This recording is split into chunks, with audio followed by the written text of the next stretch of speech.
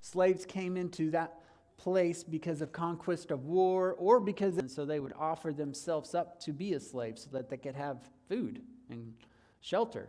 Or a parent might offer up their kid to be one so that the family could survive and eat. So that's kind of a little bit about slavery. We do know that Hagar would not have had any choice in leaving. Pharaoh said, "You go," and she had to go. We also know that she would not have had any choice. And before we think about this being too cruel in our context and society, back then that would have been a promotion in status. So she would have gone from slave to a wife who had far more privileges and far more opportunities. She probably had her own mistresses that she could then order around and help her.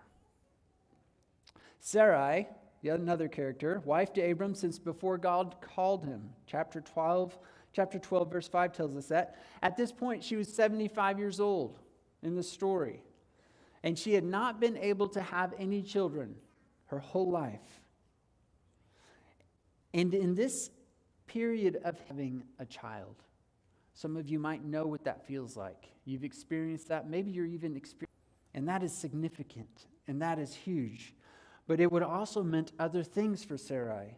Back then, children, especially a son, would inherit everything from the parents, and then they would be the parents' retirement plan.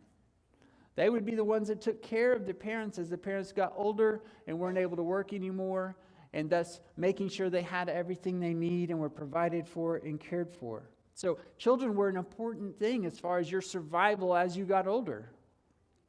The other thing is it was believed at that time, a superstition if you want to call it that if a woman was barren, because it was the norm that you would have kids, not if you wanted to or if you got around to it or whatever. That was just part of the norm. But if a woman was barren, it was because she had angered God or the gods by doing something wrong. It was not the guy's fault. It was her fault. And so for Sarai, she had this unfulfilled longing. She had this pressure of who's going to take care of us, because we're getting older here. I'm 75, Abram's 85. And this impression that society and culture would have had on her, potentially having direct conflict from other for water or whatever, that she had done something wrong, that she had a bad reputation of sorts. And then, of course, there's Abram, God's chosen patriarch, that God promised to bless the nations through him, providing a people and a place, as we've talked about. 10 years into the journey and still no people from him. Still no place. And he knew, as we learned, that he would not get to arrive at that place.